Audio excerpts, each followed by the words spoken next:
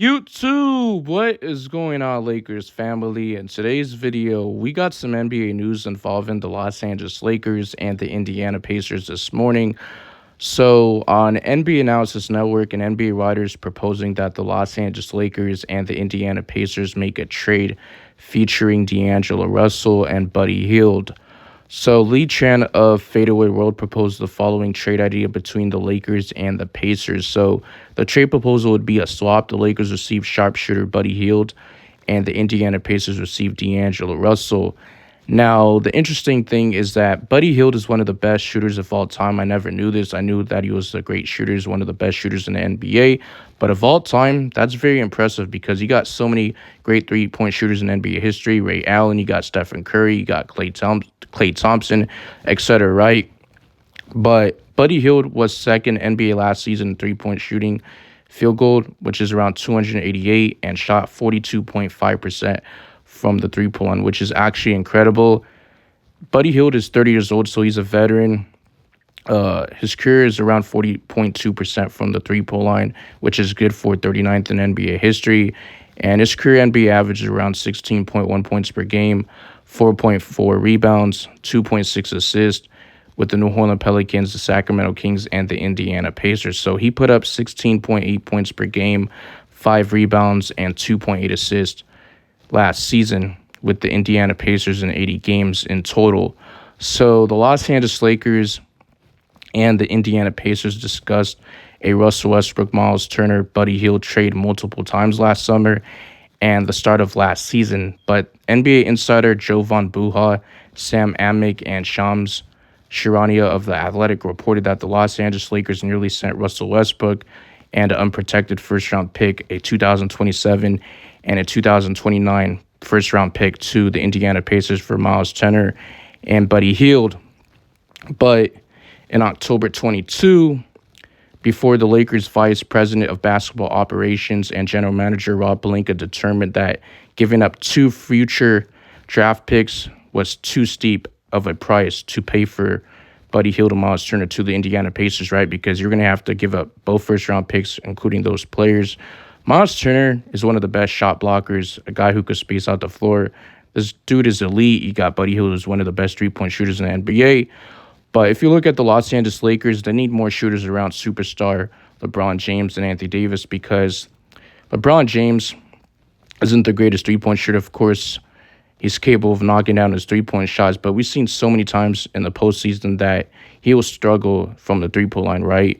In the Western Conference Finals, he shot terrible. He was settling for too many threes. Same with Anthony Davis. I remember he made a three-point shot in the corner, and the Lakers had the chance to tie the game against the Denver Nuggets in the Western Conference Finals. AD took the second shot, thinking that he was going to make it again. So he was feeling too much of himself, feeling too comfortable. So adding a guy like Buddy Hield would help the floor spacing a lot with three-point shooting. But the only concern with Buddy Hield is that I'm not trying to say that he's a bad basketball player, but he's never been on a winning team, right? He's played for the New Orleans Pelicans. They were not a winning team at the time. Went to the Sacramento Kings.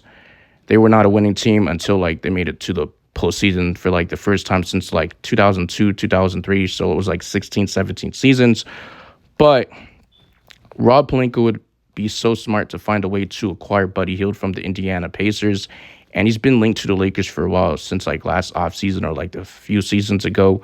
But the Lakers, they acquired D'Angelo Russell from the Minnesota Timberwolves this past season at the 2023 NBA trade deadline in February. So D'Angelo Russell played well in his first 17 games with the Los Angeles Lakers, averaging 17.4 points per game and 6.1 rebounds while shooting 41.4% from the three-point line. But D'Angelo Russell put up strong numbers in the first 2 rounds of the 2023 playoffs versus the Memphis Grizzlies and the Golden State Warriors. But he did average close to 15.7 points per game and 5 assists and scored an impressive 31 points in Game 6 against the Memphis Grizzlies in the first round. However, D'Angelo Russell was so poor against the Denver Nuggets in the Western Conference Finals that many people around the NBA thought that the Lakers shouldn't have re-signed him and not brought him back because he was an unrestricted free agent this offseason. So the Lakers signed him to a new contract, my apology, and he's not available to be traded closer to the